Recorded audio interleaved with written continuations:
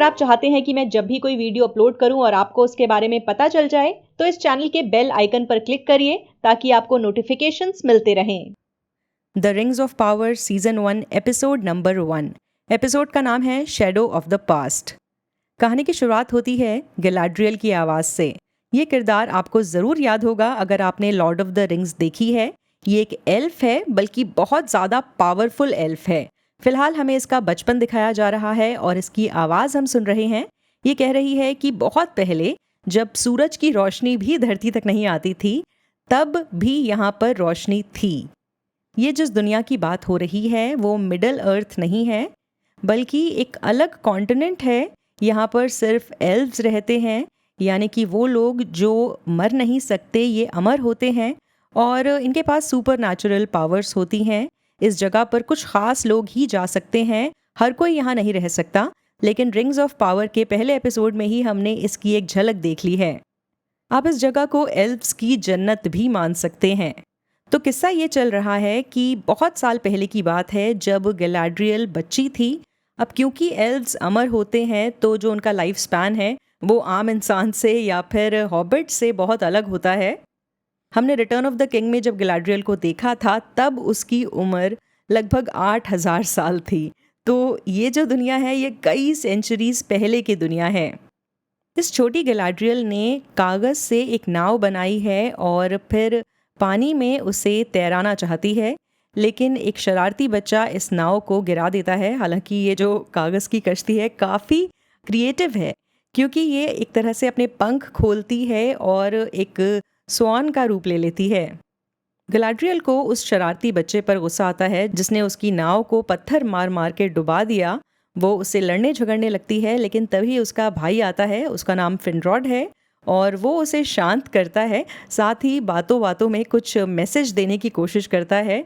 वो कहता है कि तुम्हें पता है कश्तियाँ डूबती क्यों नहीं हैं और पत्थर क्यों डूब जाता है? ऐसा इसलिए है क्योंकि दोनों को ही पानी की गहराई और उसका अंधकार अपनी तरफ खींचता है। पत्थर इस अंधकार को स्वीकार कर लेता है और नीचे की तरफ जाता है, लेकिन जो कश्ती है उसकी नज़र हमेशा ऊपर आसमान पर होती है और इसीलिए वो डूबती नहीं है, तैरती रहती है। गैलाड्रियल के पास काफ़ी दिमाग है, उसके पास सवाल है अपने भाई के लिए। वो पूछती है कि कभी कभी ऐसा भी होता है कि पानी पर ऊपर आसमान की रोशनी पड़ती है और ये पानी भी चमकने लगता है। ऐसे में समझ नहीं आता कि ऊपर कौन सी जगह है और नीचे कौन सी जगह है। ऐसे में हम कैसे डिसाइड करेंगे कि असली रोशनी कौन सी है और अंधकार कहाँ है? उसका भाई ऐसे में गैलाड्रियल के कान में एक बात कहता है जो हमें आगे पता चलेगी। इसके बाद शॉर्टकट में बहुत सारे इवेंट्स के बारे में बताया जाता है। एल्विश लोग, जिनमें गैलाड्रियल भी शामिल थी, वो अपनी जगह से और अपने ब्लेसेड रेल्म को छोड़कर मिडल अर्थ की तरफ आ गए थे और इनकी जंग हो रही थी मॉर्गोथ नाम के एक राक्षस से। बेसिकली उसे राक्षस कहना भी गलत होगा, ये एक सुपर पावर थी और एक नेगेटिव इन्फ्लुएंस था, नेगेटिव पावर थी। इसने अपनी आर्मीज़ बना ली थी और एल्व्स को ये निशाना बना रहा था। ऐसे में इन्हें अपना ब्लेसेड रेल्म छोड़ना पड़ा और मिडल अर्थ की तरफ आना पड़ा इन सुपर पावर्स को और बेसिकली इन नेगेटिव पावर्स को ख़त्म करने के लिए। वक्त के साथ साथ गैलाड्रियल बड़ी हो गई और उसका जो बड़ा भाई था वो जंग में मारा गया। गैलाड्रियल को अपने भाई की मौत का बदला लेना है और इन नेगेटिव पावर्स को ख़त्म करना है। उसके भाई की बॉडी पर एक निशान था और ये निशान सॉरन से कनेक्ट किया जाता है। ऐसे में वो कसम खाती है कि वो सॉरन को और उसकी नेगेटिव ताकतों को ख़त्म करके ही दम लेगी। कई सेंचुरीज बीत जाती हैं और गैलाड्रियल अभी भी अपने भाई के कातिलों को ढूंढ रही है, सॉरन को और उसके साथियों को तलाश रही है ताकि उनका खात्मा कर सके। लेकिन गैलाड्रियल के जो साथी हैं उनको अब अपनी लीडर पर भरोसा नहीं है और उन्हें लग रहा है कि हम बहुत सालों से भटक रहे हैं और अब ऑर्क्स का नामो निशान भी यहाँ नहीं है। ऑर्क्स वो प्रजाति है जो नेगेटिव ताकतों की हेल्प करती थी इस फैंटेसी की दुनिया में, और इस प्रजाति को सॉरन ने, बल्कि उसके लीडर ने खुद बनाया था। सॉरन, आपको याद होगा, वो कैरेक्टर है जो लॉर्ड ऑफ द रिंग्स की दुनिया का मेन विलन था और यहाँ इस दुनिया में, यानी कि इन सीजन्स में जो मेन विलन है वो सॉरन का बॉस है। तो गैलाड्रियल के साथी कह रहे हैं कि अब हमें वापस चले जाना चाहिए और दुश्मन का कोई भी नामो निशान यहाँ नहीं है। लेकिन गैलाड्रियल को लग रहा है कि इन्हें आगे बढ़ते रहना चाहिए और ऐसे में इन्हें एक जगह नज़र आती है जिसे काफ़ी ख़तरनाक समझा जा सकता है। जब ये लोग अंदर जाते हैं तो गैलाड्रियल का साथी अभी भी उसे समझाने की कोशिश कर रहा है कि हमें वापस चलना चाहिए, लेकिन गैलाड्रियल उसकी नहीं सुन रही और वो आगे बढ़ते रहना चाहती है। तभी यहाँ पर एक स्नो ट्रोल आता है जो काफ़ी विशाल है। ये इनके कुछ साथियों को मार गिराता है, लेकिन फिर गैलाड्रियल खुद अपनी तलवार निकालती है और इस स्नो ट्रोल का काम ख़त्म कर देती है। अब गैलाड्रियल के साथी उसे कहते हैं कि हमें वापस चलना चाहिए। गैलाड्रियल को यहाँ पर एक निशान मिला था, सॉरन का निशान, और ये वही निशान है जो उसने अपने भाई की डेड बॉडी पर देखा था। उसे लग रहा है कि यहाँ सॉरन का निशान है, यानी कि यहाँ पर और भी नेगेटिव ताकतें हैं। थोड़ी देर पहले ये दिखाया भी गया था कि इन लोगों के पास जो रोशनी का इंतज़ाम है, यानी कि चिराग हैं या फिर लाइट्स हैं, वो काम नहीं कर रही हैं, मतलब इन्हें गर्माहट नहीं दे रही हैं, रोशनी तो दे रही हैं। लेकिन गैलाड्रियल कहती है कि ऐसा इसलिए हो रहा है क्योंकि ये जगह इतनी ईविल है कि यहाँ गर्माहट का नामो निशान नहीं हो सकता। इसके बाद ही स्नो ट्रोल इन लोगों पर हमला करता है और अब गैलाड्रियल को लगता है कि क्योंकि यहाँ पर ये निशान मिला है तो इसका मतलब ये है कि यहाँ पर ऑर्क्स भी हैं, वो दूसरी ताकतें भी हैं, तो हमें आगे चलना चाहिए। लेकिन उसका साथी कहता है कि मैं तुम्हारे साथ आगे नहीं जा सकता, और बाकी साथी भी ऐसा ही मानते हैं। ये सब अपनी अपनी तलवारें निकाल के उसके सामने रख देते हैं, जैसे कह रहे हों कि हम वापस जा रहे हैं और अब आपको सर्व नहीं कर सकते। अच्छा, फ़िलहाल ये लोग जिस जगह पर हैं उसका नाम है फॉरडवेथ। ये लॉर्ड ऑफ द रिंग्स के मैप की बिल्कुल नॉर्थ ईस्ट वाली जगह है। यहाँ पर इंसान नहीं रहते हैं, ये वेस्ट लैंड है। ये किला जहाँ पर इन्होंने स्नो ट्रोल को मारा है और सॉरन का निशान जहाँ इन्हें मिला है, ये वही जगह है जहाँ पर सॉरन और उसके लीडर ने कई सारे ऑर्क्स बनाए थे। तो यहाँ पर नेगेटिव ताकतों का होना लाजमी है। हमें यहाँ पर ऑर्क्स के कुछ ममीज़ भी नज़र आएंगे, तो यानी कि कुछ काला जादू या उससे भी ख़तरनाक कुछ हो रहा था। अगर आपको याद नहीं है तो याद दिला देती हूँ। J.R.R. टोल्किन की दुनिया में 2 दुनियाएं हैं, जहाँ पर एक में तो वो दुनिया है जिसे हम देखते हैं, और एक अनसीन वर्ल्ड है जहाँ पर नेगेटिव ताकतें रहती हैं। जो भी शख्स उस एक रिंग को पहनता है, रिंग जिसको द वन कहा जाता है, ये रिंग फ्रोडो के पास थी और फ्रोडो ने जब भी इस रिंग को अपनी उंगली में डाला तो उसे अनसीन वर्ल्ड की झलकियाँ मिली। काले जादू से सॉरन इसी अनसीन वर्ल्ड की नेगेटिविटी को अपने लिए इस्तेमाल करता था और अपनी आर्मी को इन्हीं नेगेटिव ताकतों से पावरफुल बनाता था। उसका गुरु या बॉस जो भी कह सकते हैं, नाम है मॉर्गॉथ।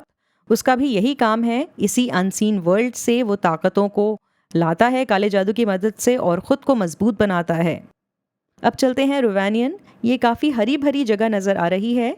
यहाँ पर हमें 2 लोग चलते हुए नज़र आएंगे। पहले तो लगेगा कि ये किसी तरह के डीमन है या फिर कोई जानवर है, मगर बाद में पता चलता है कि ये हंटर्स हैं और ये शिकार के लिए निकले हैं। इन्होंने ये जो कंधे पे लगाया है, ये मुझे काफ़ी अच्छा आइडिया लगा कि ये इस तरह के इक्विपमेंट कहना गलत होगा, इस तरह के पंख या फिर हड्डियों का या परों का इस्तेमाल करके खुद को विशाल दिखाते होंगे ताकि इन पर कोई बड़ा जानवर अटैक ना करे। खैर, इन्हें छुप कर कोई देख रहा है। ये एक प्रजाति है जिसका नाम है हारफुट्स। आपको हॉबिट्स याद होंगे। अब क्योंकि बहुत सेंचुरीज पहले की कहानी है ये, तो तब हॉबिट्स की जो प्रजाति है वो एग्जिस्ट ही नहीं करती थी, बल्कि उनके पूर्वज जो हैं वो थे जिन्हें हारफुट्स कहते थे। ये लोग छुप छुपा कर रहते थे आम लोगों से और लगातार ट्रैवल करते रहते थे। कारवां में रहते थे, ग्रुप में रहते थे और एक दूसरे की ही मदद करते थे। अपने ग्रुप से ज़्यादा दूर नहीं जाते थे। हम मिलते हैं सैडेक बोरोस से। ये एक नया किरदार है जो किताबों में एग्जिस्ट नहीं करता। इसे ख़ास करके सीरीज़ के लिए ही इन्वेंट किया गया है।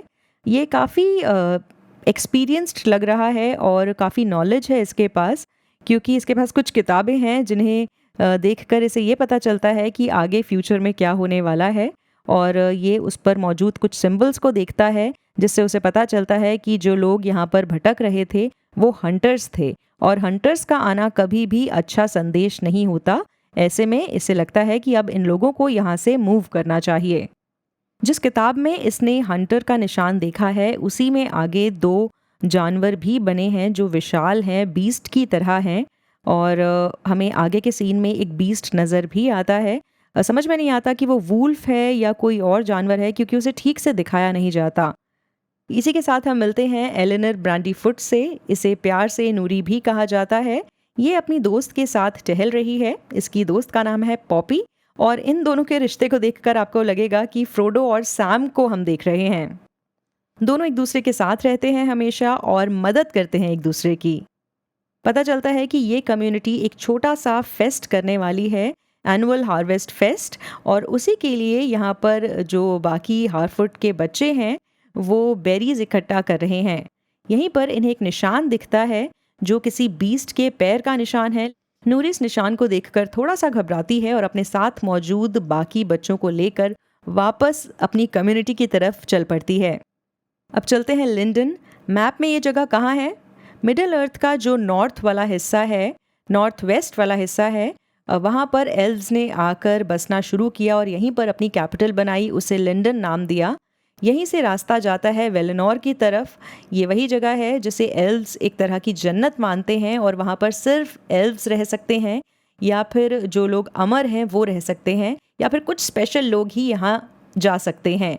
आपको याद होगा लॉर्ड ऑफ द रिंग्स की आखिर में कुछ इम्पॉर्टेंट किरदार इसी जगह के लिए रवाना हुए थे, वेलेनोर की तरफ रवाना हुए थे। तो लिंडन से वेलेनोर जाने का रास्ता है, और ये रास्ता समंदर के जरिए होकर जाता है। फिलहाल यहाँ का राजा है गिल-गिलाड, और इसे सर्व करने वाले शख्स का नाम है एलरॉन्ड। इसे आप जानते हैं, पहले मिल चुके हैं। एक्चुअली आगे फ्यूचर में इसका काफ़ी रुतबा होगा, ये एक बहुत इम्पॉर्टेंट लॉर्ड होगा, और आगे होने वाली जंगों में इसका इम्पॉर्टेंट किरदार होगा। गैलाड्रियल की तरह ये भी एक एल्फ है। इसके पास भी पावर्स हैं, जैसे कि ये भी बहुत लंबी ज़िंदगी जिएगा। फिलहाल एलरॉन्ड राजा के लिए एक बहुत ज़रूरी काम करता है। वो राजा का एम्बेसडर है और गैलाड्रियल का दोस्त है। गैलाड्रियल उसे बताती है कि मुझे वापस जाना है। एक्चुअली हमें पता चलता है कि गैलाड्रियल अपने साथियों के साथ वापस इस कैपिटल में आ गई, और उसने आगे जाकर सॉरन को चेस करने का रास्ता चूज़ नहीं किया तब। और अब फ़िलहाल कैपिटल में आकर जब वो अपने दोस्त से मिलती है तो वो उसे समझाता है कि तुम्हें यहीं रहना चाहिए, और इस जंग को कब तक लड़ोगी? हमने बहुत सालों से ऑर्क्स को नहीं देखा है, शायद वो ख़त्म हो चुके हैं, और इस जंग को भी ख़त्म हो जाना चाहिए। गैलाड्रियल का मानना है कि वो तब तक चैन की सांस नहीं ले सकती जब तक वो ये नहीं समझ जाती कि सॉरन वाकई जा चुका है और उसकी नेगेटिव ताकतें इस दुनिया में नहीं हैं। गैलाड्रियल को लगता है कि क्योंकि उसे सुकून नहीं मिल रहा है, उसके दिल को ऐसा नहीं लग रहा कि ये नेगेटिव पावर्स ख़त्म हो चुकी हैं, तो इसीलिए वो इस जंग को भी ख़त्म नहीं कर सकती। एलरॉन्ड उसे सब्र करने के लिए कहता है, और थोड़ी देर बाद ही हमें एक सेरेमनी दिखाई जाती है जिसमें राजा गैलाड्रियल के साथ उसके जो भी साथी निकले हुए थे खोज पर, उन्हें ऑनर कर रहा है, उन्हें गिफ्ट दे रहा है, ताज दे रहा है, और बता रहा है कि आप लोगों को एक स्पेशल तोहफा दिया जाएगा, आप वेलेनोर जा सकते हैं। यानी वही जगह जिसे एल्व्स की जन्नत माना जाता है, और वहाँ पर कुछ स्पेशल लोग ही रह सकते हैं। वहाँ जाकर जो भी नेगेटिविटी इनके अंदर है, जो भी तकलीफ़ इनके अंदर है, वो सब ख़त्म हो जाएगी, और ये एक अमर ज़िंदगी, एक सुकून वाली ज़िंदगी जी सकेंगे। जब भी किसी एल्फ को वेलेनोर जाने का ऑफ़र दिया जाता है तो वो इससे इनकार नहीं करता, क्योंकि ये एक ऐसा ऑनर है जो सिर्फ कुछ लोगों को ही मिलता है। सेंचुरीज़ पहले वेलेनोर में एल्व्स रहते थे, लेकिन फिर उन्हें ये दुनिया छोड़नी पड़ी, आगे मिडिल अर्थ की तरफ आकर बसना पड़ा। फिलहाल एलरॉन्ड को हैंड ऑफ द किंग मान सकते हैं। उसकी पोजीशन का नाम है हेरल्ड ऑफ द किंग। वो राजा के लिए स्पीचेस लिखता है और उसके लेटर्स तैयार करता है, बल्कि जहाँ पर ज़रूरत होती है वहाँ पर राजा के बदले खुद जाता है और बातचीत करके डिप्लोमेसी के ज़रिए चीज़ें सुलझा कर वापस लौटता है। एलरॉन्ड और गैलाड्रियल की बातचीत के दौरान पीछे एक बहुत बड़ा आर्ट पीस है। यहाँ पर एक नाव है, समंदर है, और ऐसा लग रहा है कि नाव रोशनी की तरफ जा रही है। तो ये उसी चीज़ का सिंबल है जो आगे एपिसोड में होगी, यानी कि वेलेनोर की तरफ बढ़ती हुई नाव। गैलाड्रियल एलरॉन्ड से कहती है कि वो राजा से गुजारिश करे कि उसे एक स्पेशल आर्मी दी जाए, एक नई कंपनी दी जाए जो वापस से गैलाड्रियल के साथ साउथ की तरफ जाए और सॉरन के निशान को ढूंढे, सॉरन के बारे में और उसके लोगों के बारे में पता करे। लेकिन इसका ठीक उल्टा हुआ है। राजा ने लोगों के बीच ये संदेश दिया है कि सॉरन और उसकी ताकतें अब ख़त्म हो चुकी हैं और इसीलिए इस जंग का भी ख़त्म होना ज़रूरी है और इन्हें अब रिलैक्स हो जाना चाहिए क्योंकि सॉरन अब इस दुनिया में नहीं है। लेकिन गैलाड्रियल को इस बात पर यकीन नहीं है, उसके दिल को इस बात पर यकीन नहीं है। लिंडन में रात के वक्त आसमान में हम अलग अलग आतिशबाजियाँ देख सकते हैं, लेकिन गैलाड्रियल इस रोशनी को एंजॉय नहीं कर रही। वो अपने भाई की मूर्ति के पास है और उसे लग रहा है कि ये जो कुछ भी हो रहा है वो गलत है और गैलाड्रियल को अपना रास्ता चूज़ करना चाहिए। गैलाड्रियल के पास अपने भाई का दिया खंजर है। उसके दिल में अपने भाई की मौत का बदला लेने का जो इरादा है वो भी बिल्कुल ताज़ा है, बना हुआ है। हालांकि सेंचुरीज बीत चुकी हैं, लेकिन गैलाड्रियल को लग रहा है कि वो अपने भाई की मौत का बदला लेकर रहेगी। अब क्योंकि एलरॉन्ड गैलाड्रियल का पुराना दोस्त है तो वो उसका अच्छा चाहता है। वो उसे कहता है कि अब तुम्हें सुकून की ज़रूरत है, तुम बहुत ज़्यादा ज़ख्मी हो, तुम्हारा दिल बहुत ज़्यादा ज़ख्मी है और तुम्हें हील होने की ज़रूरत है और तुम चाहे कितने भी ऑर्क्स को मार दो लेकिन तुम्हारा भाई वापस नहीं आएगा। तो ऐसे में तुम्हें खुद को ठीक करने की ज़रूरत है और ख़ुद इस गम से उबरने की ज़रूरत है। ऐसा सिर्फ तब हो सकता है जब तुम वेलेनोर चली जाओ।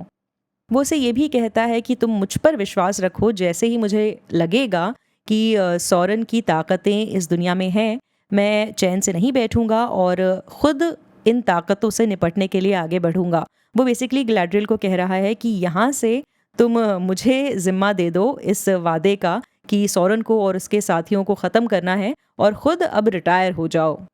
अब चलते हैं मैप के साउथ वाले हिस्से में, जिसे यहाँ पर साउथलैंड्स कहा जा रहा है। यहाँ पर कुछ गांव वाले हैं, कुछ इंसान हैं और साथ ही कुछ सोल्जर्स भी हैं जो एल्व्स हैं।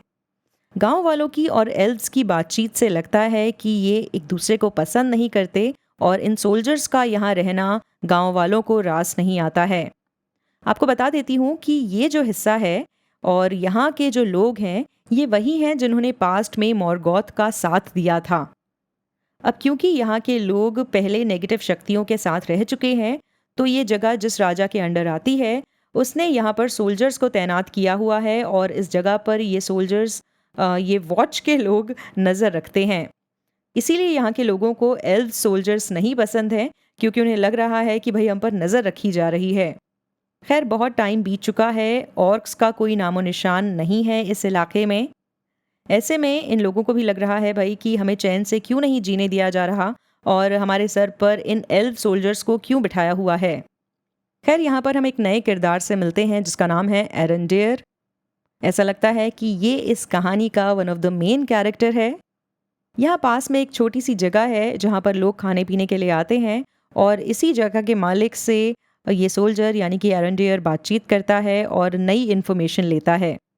अच्छा, यहाँ मौजूद आम लोग भले ही इस एल्विन सोल्जर को पसंद नहीं करते, लेकिन यहाँ मौजूद एक हीलर है जो एक सिंगल मदर है, उसका बेटा भी है एक जिसका नाम थियो है और ये जो लेडी है वो इस सोल्जर को यानी एरेंडेयर को लगता है कि पसंद करती है और उसकी मदद भी करती है, उसे स्पेशल सीड्स देती है और उससे अच्छे से बातचीत करती है। ऐसा लगता है कि इनके बीच रोमांटिक इक्वेशन है। एरेंडेयर के दोस्त को भी ये बात अच्छी नहीं लग रही। वो कहता है कि कभी भी इंसान और एल्व्स एक दूसरे के साथ नहीं हो सकते। पास्ट में भी ऐसा बहुत कम हुआ है और जब भी हुआ है आखिर में अंजाम बुरा ही होता है। तो इसीलिए किसी इंसान से अफेयर चलाने का जो ख्याल है वो एरेंडेयर अगर अपने दिमाग से निकाल दे तो बेहतर होगा। अब हमें एक वॉच टावर भी दिखाया जाता है जहाँ पर वॉच वार्डन रेवियन मौजूद है। उनकी जब एरेंडेयर से बात होती है तो वो कहते हैं कि ठीक है, पास्ट में जो हुआ सो हुआ, लेकिन ये लोग जिन पर हम नज़र रख रहे हैं ये आज भी ख़तरनाक हो सकते हैं। हमें पता चलता है कि 79 ईयर्स हो चुके हैं, बीत चुके हैं और तब से ये लोग इस जगह पर तैनात हैं और जो आम लोग हैं यहाँ पर मौजूद उन पर इनकी निगाहें हैं। इस इलाके का नाम तेरहराद है। थोड़ी देर बाद ही एरेंडेयर को पता चलता है कि राजा ने जंग ख़त्म होने का ऐलान कर दिया है और इसीलिए अब इन सोल्जर्स को वापस लौटना चाहिए। इन्हें यहाँ पहरेदारी करने की ज़रूरत नहीं है, साउथ लैंड्स पर नज़र रखने की कोई ज़रूरत नहीं है। ऐसे में एरेंडियर को वापस जाना होगा, लेकिन वो वापस जाना नहीं चाहता क्योंकि उसका दिल तो यहाँ पर ब्रॉनवियन के साथ लगा हुआ है। वही हीलर जिसने अभी थोड़ी देर पहले कुछ तोहफे में दिया था एरेंडियर को। एरेंडियर ब्रॉनविन से मिलने जाता है, लेकिन तभी यहाँ पर एक तीसरा शख्स पहुँचता है एक परेशानी लेकर। वो बताता है कि मेरी गाय के साथ कुछ प्रॉब्लम हो गई है और पता चलता है कि इससे कुछ ब्लैक कलर का लिक्विड निकल रहा है। थोड़ी देर पहले ही यहाँ जो एक रेस्टोरेंट था, एक टैवर्न था, वहाँ पर भी पीछे बैकग्राउंड में लोग बातें कर रहे थे कि उनकी फसलें ख़राब हो रही हैं किसी तरह के जहर से। और ये शख्स बताता है कि ये गाय ईस्ट की तरफ गई थी। एरेंजर को लगता है कि ये गाय जहाँ गई थी वहाँ पर उसे जाना चाहिए और पता करना चाहिए कि आखिर ऐसा क्या हो रहा है जिसकी वजह से ये ब्लैक लिक्विड इस दुनिया में आ गया है। लेकिन ब्रॉनवियन कहती है कि मैं भी तुम्हारे साथ जाऊंगी और देखूंगी कि आखिर ये गड़बड़ है क्या। तभी हमें थियो को दिखाया जाता है जो अंदर घर में छुपकर सब देख रहा है। ये काफ़ी शरारती बच्चा नज़र आ रहा है। थियो अपने दोस्त के साथ पास के एक शेल्टर में जाता है जहाँ पर कुछ पुरानी चीज़ें मौजूद हैं। यहीं पर थियो को एक टूटी हुई तलवार मिलती है जिसके ऊपर सौरन का निशान है और ये निशान ऐसा लगता है कि थोड़ी देर के लिए जगमगाता है, जिसकी झलकियाँ हमें थियो की आंखों में भी नज़र आती हैं। अब ये तलवार यहाँ पर कैसे आई और क्यों आई ये फ़िलहाल हम नहीं जानते, बट इतना तो हमें पता है कि तेरहरात के जो लोग हैं वो पहले इन नेगेटिव ताकतों का साथ दे चुके हैं, तो पोटेंशियल बहुत है इन लोगों का नेगेटिव की तरफ जाने में। चलते हैं लिंडन यानी एल्व्स की कैपिटल, जहाँ पर राजा और एलरॉन्ड दोनों एक दूसरे से बात कर रहे हैं। ये गैलाड्रियल का जिक्र करते हैं कि कैसे वो उस नेगेटिव जगह की बात कर रही है, उन परछाइयों की बात कर रही है जो इस दुनिया में अभी भी मौजूद हैं। राजा को लगता है कि हाँ, गैलाड्रियल की बातों में कुछ तो सच्चाई थी और वो एलरॉन्ड को ये काम सौंपते हैं और साथ ही उसकी मदद के लिए एक शख्स को सामने लाते हैं। ये लॉर्ड ऑफ एरिगियन हैं, इनका नाम है सेलेब्रिम्बोर। काफ़ी मुश्किल नाम है। कहानियों में इस शख्स का एक काफ़ी इम्पॉर्टेंट रोल है। एरेंडियर और ब्रॉनविन पास के जिस इलाके में पूछताछ करने के लिए जा रहे हैं उसका नाम है हॉर्डन। ब्रॉनविन का कहना है कि वहाँ अच्छे लोग रहते हैं और मैं वहीं पर पैदा हुई थी। हमें इस इलाके की हल्की सी झलक दिखाई जाती है। एपिसोड के आखिरी सीन में हमें गैलाड्रियल को दिखाया जाता है जो नाव पर सवार है अपने साथियों के साथ और जा रही है वेलेनोर की तरफ। और यहाँ पर एक ख़ास तरह की रोशनी होती है जो जादुई है एक तरह से। गैलाड्रियल को अपने भाई की मौत याद आती है और उससे किया हुआ वादा याद आता है। साथ ही उसे वो बात भी याद आती है जो बचपन में उसके भाई ने उससे कही थी, वो ये कि अगर हमने डार्कनेस को देख लिया है, जान लिया है, तो हमें पता होगा कि हमें किस तरफ जाना है। बचपन में गैलाड्रियल ने उससे पूछा था कि हमें पता कैसे चलेगा कि डार्कनेस किस तरफ है और रोशनी किस तरफ है, क्योंकि कई बार पानी पर रोशनी इतनी तेज बढ़ती है कि पानी भी बहुत ज़्यादा चमकने लगता है। उल्टा क्या है, सीधा क्या है, समझ नहीं आता। ऐसे में क्या करें? तो भाई का कहना था आपको पता चल जाएगा, जब आप डार्कनेस को छुओगे तो समझ में आ जाएगा कि रोशनी कहाँ है और अंधेरा कहाँ है। तो फिलहाल जब ये रोशनी पड़ती है गैलाड्रियल के ऊपर तो उसे वो वादा याद आता है और वो नाव से कूद जाती है पानी में। ये नाव धीरे धीरे आगे बढ़ते हुए रोशनी में समा जाती है, वेलेनोर की तरफ निकल जाती है और गैलाड्रियल इसी दुनिया में रह गई है नेगेटिव शक्तियों का मुकाबला करने के लिए। साथ ही ख़त्म हो जाता है ये एपिसोड। गैलाड्रियल अकेले बहुत बड़ी पहलवान बन रही है क्योंकि जाहिर सी बात है वो एक एल्फ है और उसके पास स्पेशल ताकतें हैं। वो शायद जितना चाहे उतना तैर भी सकती है और इसीलिए बिना झिझक के वो पानी में कूद गई। लिंडन में मौजूद पेड़ से एक पत्ता गिरता है जो धीरे धीरे काला पड़ रहा है। इसका क्या मतलब हुआ? क्या ये नेगेटिव ताकतों की दस्तक है? आखिर के भी आखिर में एक और सीन आता है। आसमान में हमें एक तारा टूटता हुआ दिखता है जो अलग अलग लोकेशंस पर लोग देख रहे हैं और ये तारा जाकर गिरता है उस जगह पर जहां हारफुट्स मौजूद थे, खास करके नोरी मौजूद थी। वो धीरे धीरे चलते हुए आग के गोले की तरफ जाती है। बहुत सारी चिंगारियां हैं आसपास और इन चिंगारियों के बीच में एक शख्स गिरा पड़ा है। तो ये तारा नहीं था, एक शख्स था जो आसमान से गिरा है। कौन है ये? आगे के एपिसोड्स में पता चलेगा। अगर आपके दिमाग में कोई सवाल है तो कमेंट्स के जरिए ज़रूर पूछिए। बाय। वॉचरोज को सपोर्ट करने के लिए आप डिस्क्रिप्शन में दिए गए लिंक को यूज करें। आप जब भी ऑनलाइन शॉपिंग करें, मेरे दिए गए लिंक के जरिए शॉपिंग साइट पर जाएं। आपको ज्यादा कुछ नहीं करना, बस Amazon की वेबसाइट या ऐप को डायरेक्टली ना खोलें, मेरे दिए गए लिंक के जरिए ओपन करें। इस लिंक के थ्रू आप जब भी शॉपिंग करेंगे तो उससे मुझे कमीशन मिलेगा। आपके सपोर्ट से मैं अपने चैनल के लिए फुल टाइम काम कर सकूंगी और दूसरा काम नहीं करना पड़ेगा, जिसका मतलब ये हुआ ज्यादा वीडियोस। एक मिनट, अभी कहाँ जा रहे हैं? इस वीडियो को लाइक करना है, अपने दोस्तों के साथ शेयर करना है, कमेंट करना है।